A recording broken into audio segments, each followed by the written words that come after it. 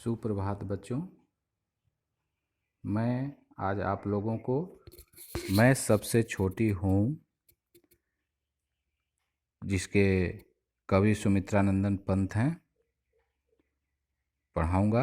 सबसे पहले मैं सुमित्रानंदन पंत जी के बारे में आपको बताना चाहूँगा। सुमित्रानंदन पंत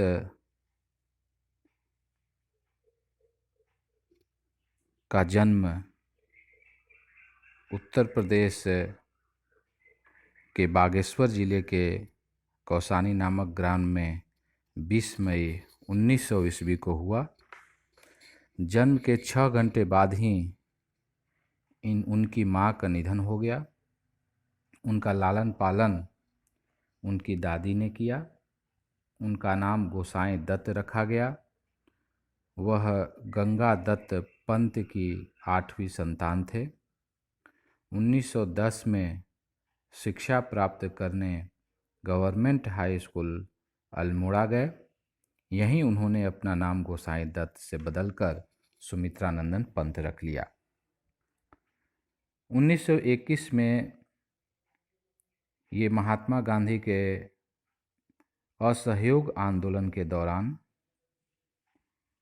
अंग्रेजी विद्यालयों, महाविद्यालयों, न्यायालयों और अन्य सरकारी कार्यालयों का बहिष्कार करने के आह्वान पर उन्होंने महाविद्यालय छोड़ दिया और घर पर ही हिंदी, संस्कृत, बांग्ला और अंग्रेजी भाषा सहित अन्य भाषाओं का भी अध्ययन किया। इलाहाबाद में ही उनका गांधी जी के साथ सानिध्य हुआ और वहीं पर उनकी काव्य चेतना का विकास हुआ। कुछ वर्षों के बाद उन्होंने पिताजी के निधन के बाद घोर आर्थिक संकट का सामना करना पड़ा। कर्ज चुकाने के लिए घर और ज़मीन भी बेचनी पड़ी। महात्मा गांधी के सानिध्य में उन्हें आत्मा के प्रकाश का अनुभव हुआ। अरविंद आश्रम की यात्रा से आध्यात्मिक चेतना का विकास हुआ। 1950 से 1957 तक 7 वर्षों तक उन्होंने आकाशवाणी में परामर्शदाता रहे। इन्हें 1968 में भारतीय ज्ञानपीठ पुरस्कार प्राप्त हुआ। 1960 में कला और बूढ़ा चांद काव्य संग्रह के लिए साहित्य अकादमी पुरस्कार प्राप्त हुआ। 1961 में पद्म भूषण की उपाधि से विभूषित हुए। 1964 में विशाल महाकाव्य लोकायतन का प्रकाशन हुआ। कालांतर में उनके अनेक काव्य संग्रह प्रकाशित हुए। वह जीवन पर्यंत रचनारत रहे। अविवाहित पंत जी के अंतःस्थल में नारी और प्रकृति के प्रति आजीवन सौंदर्यपरक भावना रही। उनकी मृत्यु 28 दिसंबर 1977 को हो गई। मैंने आपको पहले ही बताया कि इन्हें साहित्य अकादमी पुरस्कार, ज्ञानपीठ पुरस्कार से नवाजा गया। इनको इतना बड़ा सम्मान मिला कि इनके जो कौसानी में पुराने घर हैं, इनके देहांत के बाद उसमें संग्रहालय के रूप में उसे परिवर्तित कर दिया गया। उसमें उनके व्यक्तिगत प्रयोग की वस्तुओं जैसे कपड़ों, कविताओं की मूल पांडुलिपियों, छायाचित्रों, पत्रों और पुरस्कारों को प्रदर्शित किया गया है। इसमें एक पुस्तकालय भी है जिसमें उनकी व्यक्तिगत तथा उनके संबंधित पुस्तकों का संग्रह है। उस संग्रहालय का नाम सुमित्रानंदन पंत वीथिका रखा गया। इस प्रकार सुमित्रानंदन पंत जी ने एक बहुत ही अच्छी, रोचक, आपके जीवन बचपन से संबंधित कविता लिखी, मैं सबसे छोटी हूँ। इस कविता को मैं पहले वाचन करूँगा, उसके बाद आप उसे अनुकरण वाचन करेंगे। मैं सबसे छोटी हूँ, तेरी गोदी में सोऊं, तेरा अंचल पकड़ पकड़ फिरूं सदा माँ तेरे साथ, कभी न छोड़ूं तेरा हाथ। बड़ा बनाकर पहले हमको तू पीछे चलती है मात, हाथ पकड़ फिर सदा हमारे साथ नहीं फिरती दिन रात। अपने कर से खिला धुला मुख, धूल पोछ पोछ सज्जित कर गात, थमा खिलौने नहीं सुनाती हमें सुखद परियों की बात। ऐसी बड़ी न हूँ मैं, तेरा स्नेह न खोऊं मैं, तेरे अंचल की छाया में छिपी रहूं निस्पृह निर्भय, कहूँ दिखा दे चंद्रोदय। इस प्रकार सुमित्रानंदन पंत जी ने बहुत ही प्यारी कविता आप लोगों के लिए लिखा है। और अब मैं आप लोगों से चार चार पाँच पाँच पंक्ति का व्याख्या, उसका भावार्थ बताता चलूँगा। मैं सबसे छोटी हूँ, तेरी गोदी में सोऊं, तेरा अंचल पकड़ पकड़ फिरूं सदा माँ तेरे साथ, कभी न छोड़ूं तेरा हाथ। इस 5 पंक्तियों में सुमित्रानंदन पंत जी ने बच्ची के मन की स्थिति को वर्णन किया है।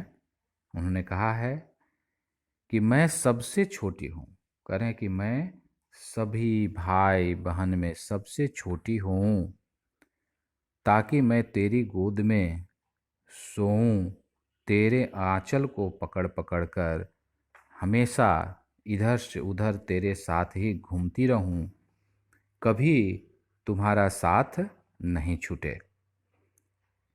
यानी कि बच्ची ने इन पंक्तियों में माँ की सबसे छोटी संतान होकर हमेशा अपनी माँ की गोदी में प्यार से सोते रहने के लिए आंचल पकड़कर जहाँ जहाँ माँ घूमती चले वहाँ वहाँ वह भी उसके साथ घूमे, यह इच्छा व्यक्त की है। आगे 4 पंक्तियों में, बड़ा बनाकर हम पहले हमको तू पीछे चलती है मात, हाथ पकड़ फिर सदा हमारे साथ नहीं फिरती दिन रात। यहाँ पर मात शब्द है, मात शब्द का अर्थ है माँ, सदा, हमेशा। तो इन पंक्तियों में बच्ची अपनी माँ से कहती है, बालिका कहती है कि माँ, तुम हमें अब बड़ा बना देती हो और हमें तुम छलती हो, धोखा देती हो। पहले की तरह अब तुम हमारे हाथ को पकड़कर दिन रात नहीं चलती हो। कहते हैं कि जैसे ही हम बड़े हो जाते हैं, माँ हमारा साथ छोड़ देती है, फिर वह दिन रात हमारे आगे पीछे नहीं घूमती। इसलिए बच्ची चाहती है कि हम छोटे ही रहें, ताकि माँ हमेशा अपने साथ मुझे घुमाए, ले चले आगे। अपने कर से खिला धुला मुख, धूल पोछ सज्जित कर गात, थमा खिलौने नहीं सुनाती हमें सुखद परियों की बात। बच्ची कहती है कि कर, कर मतलब हाथ, गात मतलब शरीर, सुखद मतलब सुख पहुंचाने वाली।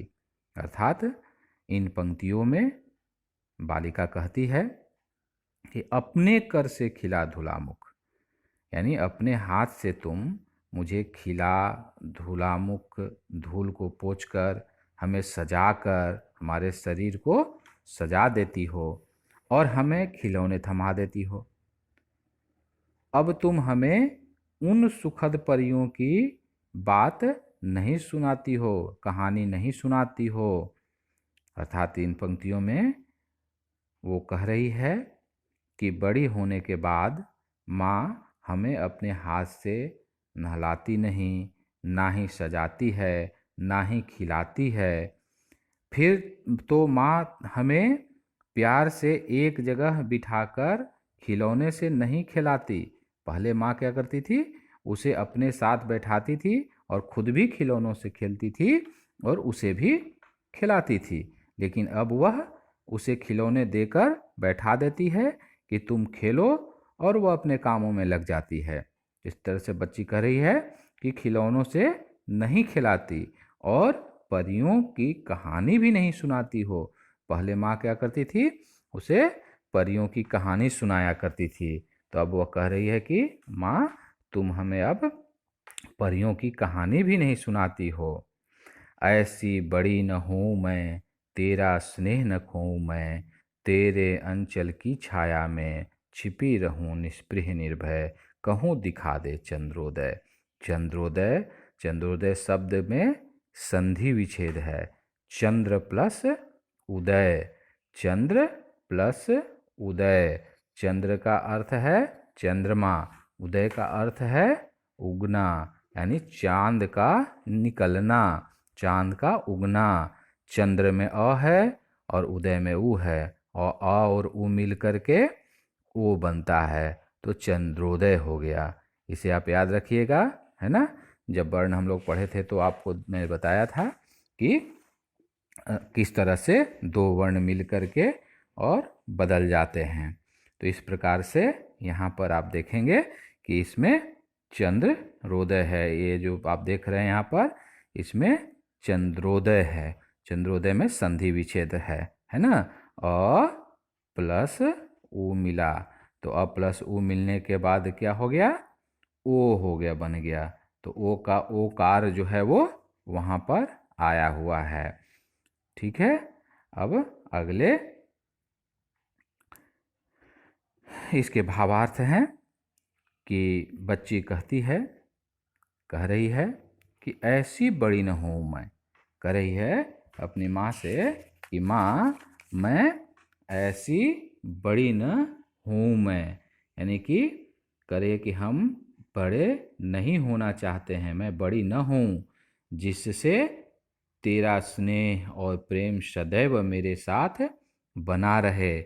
मैं तो हमेशा तेरे आंचल की छाया में बिना किसी डर के छिपी रहूं और चंद्रमा के उदय का दृश्य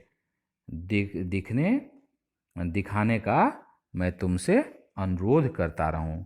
अर्थात इसके भावार्थ हैं, मैं, बच्ची कह रही है कि मुझे बड़ा नहीं बनना है, क्योंकि अगर ऐसा हुआ तो मैं माँ के आंचल का साया खो दूंगी, जिसमें मैं निर्भय और सुरक्षित होकर आराम से सो जाऊं और चंद्रमा के उदय का दृश्य दिखाने का अनुरोध करूं। अतः बच्ची हमेशा छोटी ही रहना चाहती है, क्योंकि बड़ा होने के बाद उसे माँ का प्यार और दुलार नहीं मिल पाएगा। इस कविता का सारांश इस प्रकार है कि एक बालिका अपनी माँ की सबसे छोटी संतान बनने की इच्छा रखती है। ऐसा करने से वह सदा अपनी माँ का प्यार और दुलार पाती रहेगी, उसकी गोद में खेल पाएगी, उसकी माँ हमेशा उसे अपने आंचल में रखेगी, उसे कभी अकेला नहीं छोड़ेगी। उसे लगता है कि वह सबसे छोटी होगी तो माँ उसका सबसे अधिक ध्यान रखेगी। सबसे छोटी होने से उसकी माँ उसे अपने हाथ से नहलाएगी, सजाएगी, संवारेगी, उसे प्यार से परियों की कहानी सुनाकर सुलाएगी। वह कभी बड़ी नहीं होना चाहती, क्योंकि इससे वह अपनी माँ का सुरक्षित और स्नेह भरा आंचल खो देगी।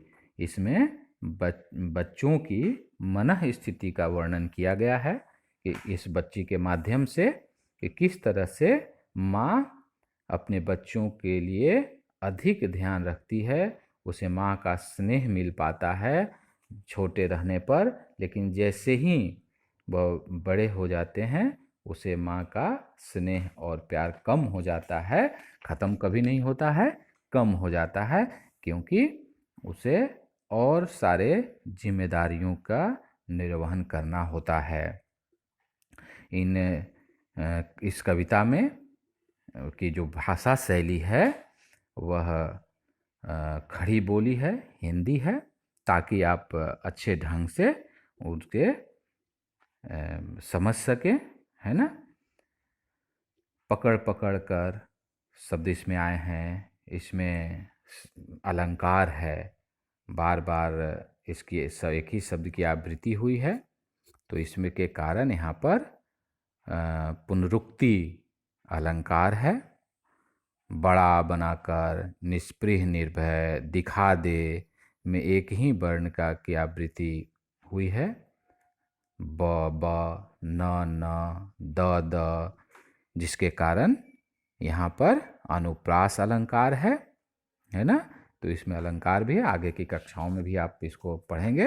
अलंकार तो और अच्छे ढंग से आपको समझ में आ जाएगा। तो इस पाठ में एक ही संदेश सुमित्रानंदन पंत जी देना चाहते हैं कि बच्चे के लिए उसकी माँ का साथ सबसे अधिक महत्वपूर्ण होता है। अपनी माँ के साथ बच्चा सबसे अधिक सुरक्षित महसूस करते हैं, इसलिए हमेशा बच्चे अपनी माँ के प्यार को बनाए रखना पाना चाहते हैं। मैं आपसे कुछ प्रश्न पूछूंगा, आप बताएंगे। कवि ने बालिका के मुख से छोटी बने रहने की बात क्यों कहलाई है? कवि किसके आंचल की छाया में रहना चाहता है? इस प्रकार से बहुविकल्पीय प्रश्न आप उसके उत्तर देंगे। जो सही उत्तर हैं उस पर आप निशान लगाएंगे। आप अभी बोलेंगे, बालिका छोटी रहना चाहती है क्योंकि, अब उसके विकल्प हैं, वह कभी काम नहीं करना चाहती, वह पढ़ना चाहती है, वह सदा माँ की गोद में रहना चाहती है, वह स्वयं खाना चाहती है। वह सदा माँ की गोदी में रहना चाहती है।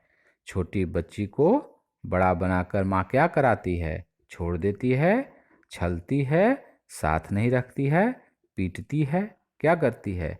छलती है। बहुत अच्छे, सही विकल्प चुनिएगा। इसमें रिक्त स्थानों को पूर्ति करना है। मैं डैश खाली स्थान छोटी हूँ सबकी सबसे सबसे, बहुत अच्छे। तेरी खाली स्थान में सोऊं गोदी बाहों गोदी, बहुत अच्छे। यानी कि आप कविता को अच्छे ढंग से समझ रहे थे, ध्यान दे रहे थे। अब यहाँ पर देखिए कुछ शब्द हैं और उसके अर्थ दिए हुए हैं जो कि सही ढंग से नहीं लिखे गए हैं। आपको उसको रेखा खींच करके मिलाना है। कर का अर्थ क्या होता है? हाथ, बहुत बढ़िया। गात शरीर, निर्भय निडर, छलना धोखा देना, सज्जित सजाना, बहुत अच्छा। यहाँ पर आपके पुस्तक में कुछ प्रश्न दिए हुए हैं, उसको मैं थोड़ा बता रहा हूँ और अपने ढंग से भी आप इसके उत्तर लिख सकते हैं। कोई आवश्यकता ये नहीं है कि जो मैं बताऊँ वही आप लिखिए। अपने ढंग से भी अपने शब्दों में आप प्रश्न के उत्तर देंगे तो वो ज़्यादा अच्छा और आपको समझने लायक होगा। फिर भी मैं आपको थोड़ा थोड़ा उसको समझाता हूँ। कविता में सबसे छोटे होने की कल्पना क्यों की गई है? कविता में सबसे छोटे होने की कल्पना इसलिए की गई है क्योंकि परिवार के सबसे छोटे सदस्य को सबसे अधिक प्यार और दुलार मिलता है और सबसे ज़्यादा वो माँ का लाडला होता है। उसे माँ का सबसे अधिक प्यार और देखभाल मिलती है। दूसरे प्रश्न में, कविता में ऐसी बड़ी न हूँ मैं क्यों कहा गया है? ऐसा इसलिए कहा गया है ताकि उसे हमेशा अपनी माँ का स्नेह और उसके आंचल का दुलार मिलता रहे। कविता में किसके आंचल की छाया में छिपे रहने की बात कही गई है और क्यों? कविता में अपनी माँ के आंचल की छाया में छिपे रहने की बात कही गई है और इसलिए कही गई है क्योंकि बच्चों को सबसे ज़्यादा प्यार उसकी माँ ही करती है तथा उसकी गोद में बच्चा अपने आप को सुरक्षित व चिंता मुक्त महसूस करता है। तीसरे प्रश्न में आशय स्पष्ट करने के लिए कहा गया है, हाथ पकड़ फिर सदा हमारे साथ नहीं फिरती दिन रात। यानी यहाँ पर इन पंक्तियों का आशय है कि जैसे जैसे हम बड़े होते होते जाते हैं वैसे वैसे माँ का साथ छूटता जाता है और वो हमारे साथ हर समय हमेशा नहीं रह पाती है। यहाँ पर और एक प्रश्न है कि कविता से पता करके लिखो कि माँ बच्चों के लिए क्या क्या काम करती है। तुम स्वयं सोचकर यह भी लिखो कि बच्चों को माँ के लिए क्या क्या करना चाहिए। तो आप ये सोच सकते हैं, खुद से लिख सकते हैं, आप देख सकते हैं कि आप क्या क्या अपने माँ के लिए करते हैं घरों में। तो इस कविता में माँ बच्चे को हमेशा अपने आंचल के साए में रखती है, प्यार से गोदी में सुलाती है, खाना खिलाती है, नहलाती है, सजाती है, संवारती है। उसके साथ साथ उस परियों की कहानी और लोरी भी सुनाती है। हम बच्चों को भी यह चाहिए कि हम अपनी माँ की हर बात मानें, उसको छोटी छोटी बातों में परेशान ना करें, यथासंभव हर काम में उनकी मदद करें तथा उनके स्वास्थ्य और सेहत का ध्यान रखें, उन्हें हमेशा खुश रखें जैसे वह हमें हमेशा खुश रखती हैं। कुछ लघु उत्तरीय प्रश्न हैं। माँ बच्चों को कैसे छलती है? बड़े होने पर बच्चों का साथ न रहना। बच्चे माँ के आंचल में आकर कैसे बन जाते हैं निडर और निष्प्रिय, इच्छा रहित बन जाते हैं। अगले प्रश्न है छोटे, ये वो अति लघु उत्तरीय था, अब एक एक पंक्ति के अब हैं ये लघु उत्तरीय प्रश्न। छोटे रहने पर बच्ची को क्या सुख मिलता है? माँ हर समय उसके साथ होती है, उसका हाथ पकड़ती है और सारे काम करती है। वह माँ के गोद में सुखद और सुरक्षित महसूस करती है। कविता में सबसे छोटी होने की कल्पना क्यों की गई है? कविता में सबसे छोटी होने की कल्पना की गई है क्योंकि बच्चा बड़ा होकर माँ से दूर नहीं रहना चाहता। आपको अब घर से कुछ करके लाने के लिए मैं दे रहा हूँ क्योंकि माँ से तो आप बहुत प्यार करते हैं, लेकिन अपने पिता से रूठने का कारण बताते हुए आपको लिखना है कि जब आप पिता से रूठ जाते हैं तो आप कैसे फिर मानते हैं। कविता में बालिका क्यों नहीं बड़ी होना चाहती है? माँ तुम्हारे लिए क्या क्या काम करती है?